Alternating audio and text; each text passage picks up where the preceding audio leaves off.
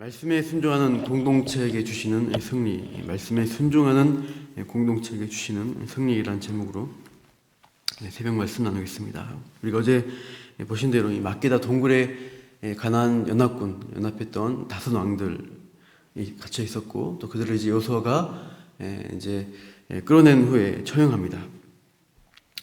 이 왕들을, 대표적인 왕들을 처형한 다음에 그 여세를 몰아서 여호수아는 이 가나안의 남부 성읍들을 차례대로 공략하기 시작합니다. 그래서 이제 어제 보신 28절 보시면 막게다 성읍을 점령하고, 오늘 보신 29절 림나가 나오고, 31절에는 라기스, 그러면 이제 33절은 또 게셀 왕이 있고요. 34절 에글론, 36절 헤브론, 38절 드빌, 이렇게 치면은 총 7개의 성읍의 이름들이 나오는데, 이렇게 이것을 정복한 기사들이, 말씀들이 쭉 이어지고 있습니다. 33절 게셀은 이제 정확히 성읍이 아니라 이제 보시면 게셀 왕 호람, 그리고 그의 군대 이제 사람들을 쳐서 진멸했다라고 되어 있습니다. 근데 이 외에도 사실 실제적으로 여러 가나안 이름이 언급되지 않았지만 여러 성읍들을 그 중간중간에 이제 배치된 성읍들이 있는데 그것들을 정복하면서 갔을 테지만, 이제 이 본문 말씀에서는 대표적으로 7 성읍의 이름을 꼽아놨습니다. 그러니까 이것은 의도적으로 이제 7개를 나타냄으로써 7이 의미하는 완전수, 충만한 것을 강조하기 위한 표현입니다. 그러니까 이제 완전히 충만하게 정복했다는 의미로 이 가나안의 남부 주요 도시들을 완전히 굴복시킨 것을 강조하는 표현입니다. 여러 많은 성읍 중에 좀 힘이 있고 강해서 이스라엘 대적하는 그 세력들을 완전히 꺾었다고 할 수 있죠. 그래서 여호수아와 이스라엘이 가나안 남부 연합군을 격파한 다음에 이제 주도권을 가지고 점점 이제 남부의 성읍들을 장악해가는 모습이 7개라는 성읍 정복 기사로 이렇게 표현되고 있습니다. 근데 이제 쭉 읽어봤지만 일관되고 비슷한 문장의 표현 방식이 반복되어 있죠. 그러니까 똑같은 말이 반복되는 것들이 그 느낌이 많이 받으셨을 텐데, 그러면서도 조금씩 다른 내용들도 또 들어가 있습니다. 그러니까 각 성읍을 정복할 때 특징들을 반영하는 것이죠. 예를 들면 아까 언급한 대로 33절에 게셀에 대해서는 게셀 왕과 그 백성을 멸했을 뿐이지 그 성읍을 정복했다라는 말은 없습니다. 실제로 이 게셀은 언제 이스라엘의 땅으로 들어오는가 보면은 나중에요, 솔로몬 왕 때의 게셀 땅이 이스라엘에 이렇게 복속이 됩니다. 이제 이집트 바로가 그 딸을 솔로몬에게 시집 보낼 때, 이제 바로가 이 성읍을 정복해서 결혼 예물로 게셀을 이제 솔로몬에게 주었다라고 이렇게 나와 있습니다. 그래서 이런 이제 실제적인 배경들이 이렇게 비슷하지만 다른 내용들이 있는 것이죠. 처음에 2 성읍, 28절에 있는 막기다, 그리고 29절에 있는 림나를 정복할 때, 이제 이 정복의 공식 중에 공통적으로 여리고 왕에게 행함과 같이 했다라고 표현합니다. 28절, 특별히 28절 막기다에서는 진멸이라는 단어, 제가 이전에 말씀한 헤렘이라는 원어를 쓰고 있습니다. 완전히 진멸시켜서 하나님께 봉헌했다, 바쳤다, 이런 의미를 가지고 있는데, 그 대표적인 헤렘 전쟁을 했던 도시가 처음에 정복했던 여리고라는 것입니다. 그러니까 이 여리고 정복이 가나안 성읍을 정복할 때 일종의 기준이 되고 있어요. 헤렘, 철저한 진멸이라는 공식으로 이 가나안의 사람들, 그들이 가지고 있던 우상의 문화, 타락한 그 죄의 문화를 하나님의 말씀으로, 하나님의 뜻대로 진멸하고 심판하는 것을 가리키고 있습니다. 이렇게 이 가나안의 정복에 대한 어떤 기준들을 여리고라는 것으로 처음에 있던 막게다, 그 다음에 림나에 대해서 말씀하고 있습니다. 그런데 그러면서도 세 번째 성읍이 라기스, 31절에 라기스가 나오죠.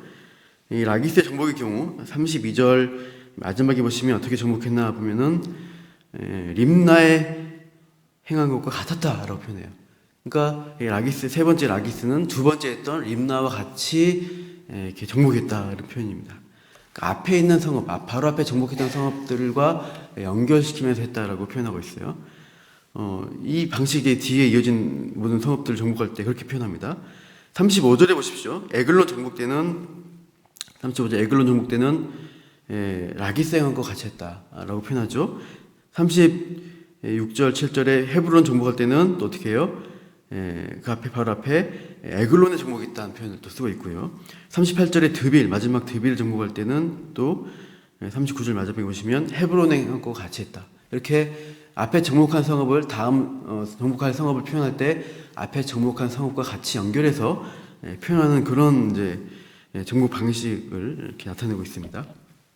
그러니까 B를 정복할 때 앞에 있던 A의 성읍을 연결시키는 거예요. 마치 공식처럼 연결해 가는 방식입니다. 그러니까 이것은 이제 이스라엘이 정복해 가면서 연속적인 승리를 쭉 이렇게 이어가면서 잘하는 것을 앞에서 했던 성읍의 방식, 맨 처음에 여리고로 끊었고 그다음에 차례대로 이제 그 앞에 있는 성읍들과 같이 정복했다는 순탄하게 하나님 말씀대로 정복해온 것들을 이런 식으로 부각시키고 있습니다. 그러니까 비슷한 말들이지만 조금씩 이렇게 표현을 바꿔서 변형을 주고 있죠. 그래서 이게 이렇게 정복했었던 이유들을 이제 30절 보시면은 하나님이 붙이셨다는 표현이죠. 30절에 여호와께서 또 그 성읍과 그 왕을 이스라엘의 손에 붙이셨다, 맡기셨다, 넘기셨다 이런 표현을 하고 있습니다. 32절도 그렇고요.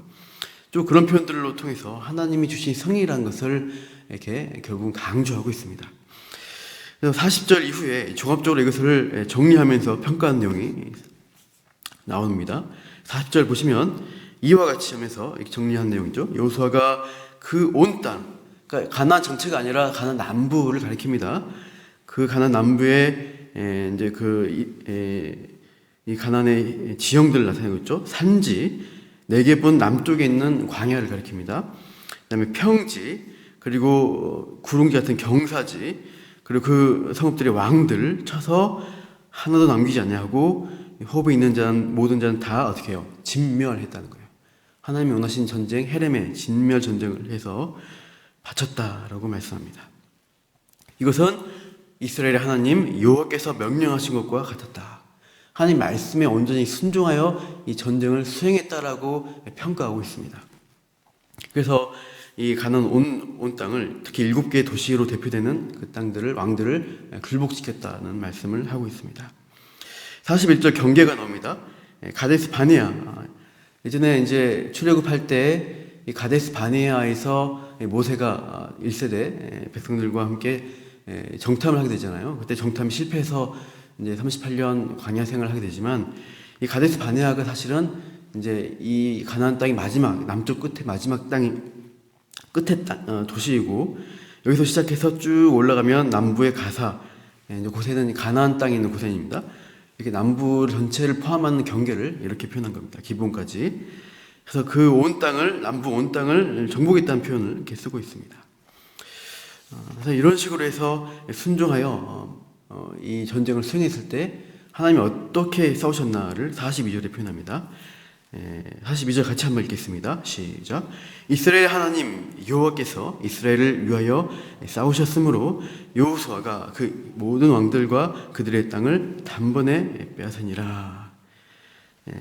그러니까 이 하나님이 명령하신 대로 여호수아가 온전히 순종하여 이 전쟁에 임했을 때 하나님이 위에서 싸우셨다는 표현입니다. 그러니까 이스라엘이 자신의 힘을 다해서 온 군사들이 나아가서 싸웠지만 사실은 그 배후에 또 그 앞서서 하나님이 싸워주셨기 때문에 여호수아가 이렇게 이 남부의 주요한 땅들을 다 정복했다라는 평가를 하고 있습니다. 그래서 이 하나님 말씀 순종하는 이 공동체에 하나님이 승리를 안겨주신다는 것을 볼 수 있는데 특별히 이제 또 반복된 표현이 더 있습니다. 29절 시작할 때 여호수아가 온 이스라엘과 더불어라고 한 마음으로 싸웠다는 것을 표현합니다. 31절에도 여호수아가 또 온 이스라엘과 더불어 34절, 36절, 38절 그리고 결론적으로 43절 여호수아가 온 이스라엘과 더불어 함께 움직이는 모습을 보여주고 있습니다. 그러니까 여호수아 혼자만 가서 이렇게 한 것이 아니라 여호수아가 자신을 따르는 백성들, 군사들을 함께 모아서 그 마음을 하나님을 향해서 함께하게 해서 더불어서 함께 움직여서 공동체가 이 전쟁을 수행한 것을 강조하고 있습니다. 지도자와 또 그 지도자를 따르는 백성들, 공동체가 말씀 안에서 하나 되어지는 모습을 이렇게 표현하고 있는 것이죠. 그래서 참 이 공동체가 함께 하나님 말씀에 순종할 때 이루어 주시는 그 승리한 모습들을 우리가 보게 됩니다. 그 잠깐 어제 본문 잠깐 살펴보시면 요수아가 이렇게 하는 부분이 좀 인상 깊은데요. 24절 가보십시오.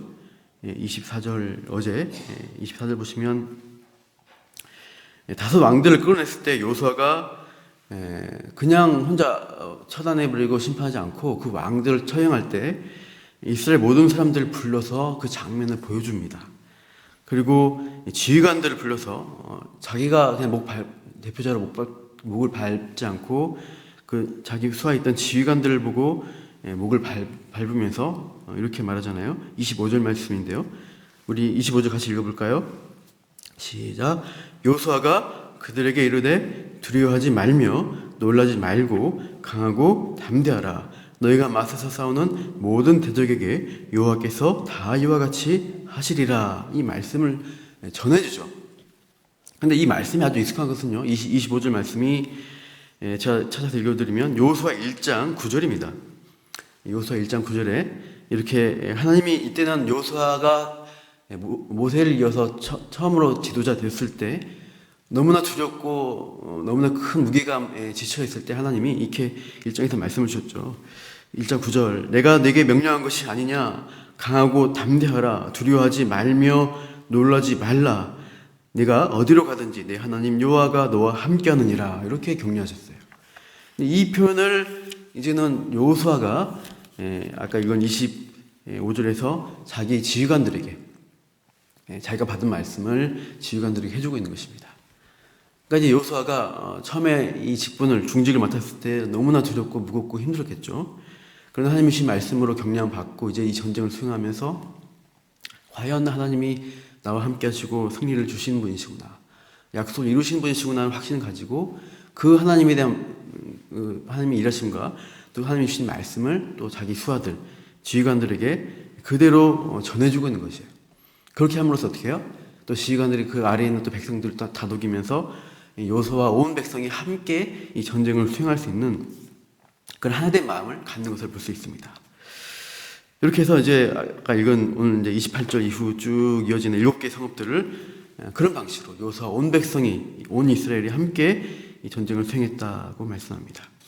오늘도 우리가 살아가면서 이 남은교회 공동체, 또 우리가 속한 신앙 공동체 가운데 인간적인 교제, 어떤 다른 어떤 목적이나 이유들로 마음이 하나 되는 것이 아니라 하나님이 주신 말씀을 우리가 서로 전하며 가르치며 나누면서 그 안에서 공동체가 하나 될 때 하나님이 주시는 영적 승리가 있음을 우리가 보게 됩니다. 오늘도 우리가 어느 자리에 있어야 할 것인가? 하나님 말씀 안에서 하나 된 자리로 오늘도 나아가시면서 함께 합력하여서 이 하나님이 주시는 승리를 누리고 나누고 서로 격려하는 그러한 우리 각 성도가 되시기를, 또 가정 되시기를, 교회 되시기를, 공동체 되시기를 축원합니다. 기도하겠습니다. 하나님이 이 세상의 세력들을 인간적인 힘으로 이들을 격파할 수 없는데 요수아 온 백성이 말씀 안에서 순종하며 말씀을 듣고 하나 되어질 때, 함께 움직일 때 그들을 하나님이 사용하셔서 그들에게 앞서서 싸워주심으로 승리하는 모습을 살펴보았습니다. 이 세상의 악한 문화와 이 죄대 문화에 우리가 휩쓸리고 넘어지는 것이 아니라 하나님 말씀으로 우리가 어디에 설지를 분명히 알고 거기서 하나 되어서 이 세상을 정복해 갈 때 하나님이 놀라운 승리로 함께 하심을 우리가 기대하면서 오늘도 이 땅에 이 가나안 문화와 싸워나가는 말씀 안에 하나 되어지는 주의 각각 군사로서, 또 말씀 안에서 한 공동체에 이루어서 우리가 하늘의 승리를 누리며 바라보며 기대하며 오늘도 살아가게 하여 주시옵소서. 이 공동체 안에 역사하신 그 하나님을 기대하며 찬양하며 감사하며 이 모든 말씀 예수님 이름으로 기도합니다.